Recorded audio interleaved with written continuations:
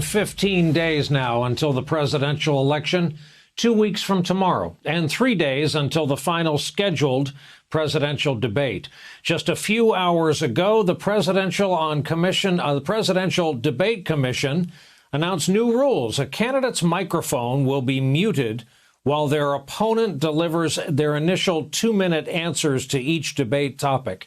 Mics will be on during the so-called open discussion segments of the debate. With 2 weeks to go now, the president today seemed to be campaigning against Dr. Anthony Fauci. It started this morning with the president on a conference call to his campaign headquarters that journalists were on as well. People are tired of COVID. I have the biggest rallies I've ever had, and we have COVID. People are saying whatever. Just leave us alone. They're tired of it. People are tired of hearing Fauci and all these idiots, these people that have gotten it wrong. Fauci's a nice guy. He's been here for 500 years. Every time he goes on television, there's always a bomb, but there's a bigger bomb if you fire him. But Fauci's a disaster. The president's dismissal of the pandemic comes as a third spike of coronavirus now threatens our country. At least 38 of our 50 states report rising infections. Hospitalizations up as well. They're at record highs in 16 separate states. Over 8.2 million cases have now been confirmed. Our death toll is now over 221,000. President left the hospital just 2 weeks ago, and from there it was on to crowded rallies to make his final case for re-election. There were back-to-back Trump events in Arizona today, a lack of social distancing and masks, now a familiar sight. Once again, Trump went after Fauci, media coverage of the virus, and Joe Biden's willingness to listen to the scientists like Fauci. Pandemic. They're getting tired of the pandemic, aren't they? Getting tired of the pandemic. You turn on CNN, that's all they cover. COVID, pandemic, COVID. You know why? They're trying to talk everybody out of voting.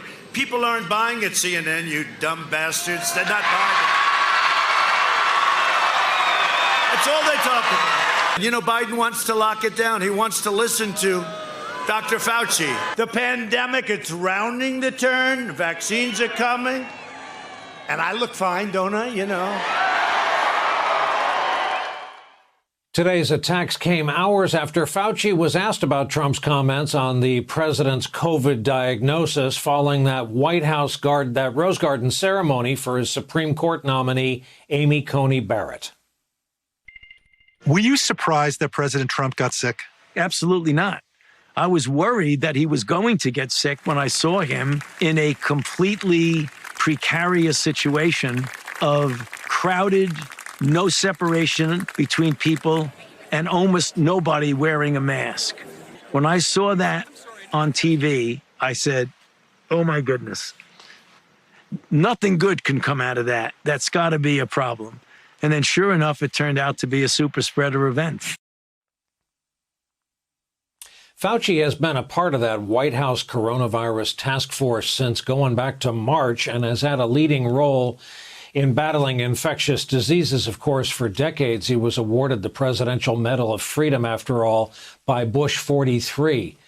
The Washington Post today revealed a growing feud within that task force, particularly after Trump added Dr. Scott Atlas, that California radiologist he saw on Fox News. The Post reports it this way: Atlas shot down attempts to expand testing. He openly feuded with other doctors on the coronavirus task force and succeeded in largely sidelining them. He advanced fringe theories such as that social distancing and mask wearing were meaningless and advocated allowing infections to spread naturally among most of the population.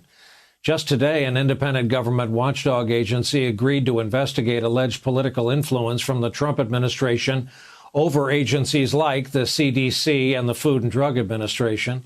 As the campaign enters these final few weeks, there are also reports of division inside the Trump re-election team. Today, he was asked about his re-election strategy.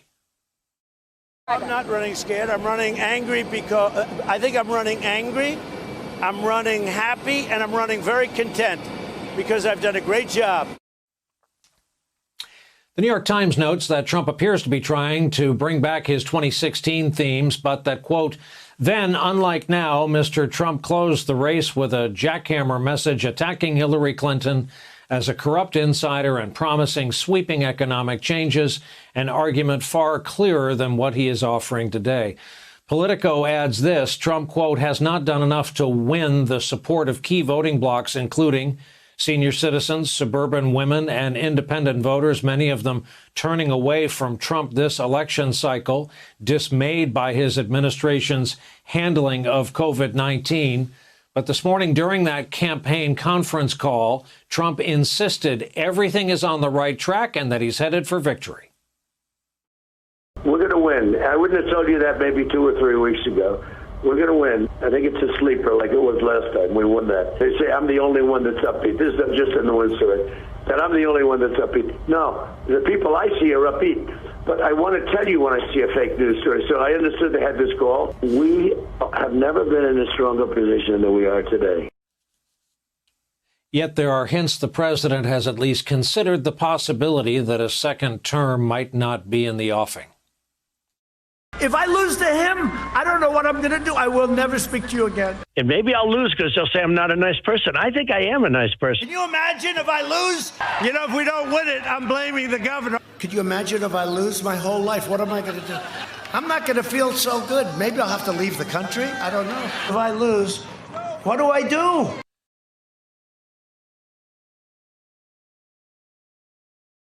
Hey there, I'm Chris Hayes from MSNBC. Thanks for watching MSNBC on YouTube. If you want to keep up to date with the videos we're putting out, you can click subscribe just below me or click over on this list to see lots of other great videos.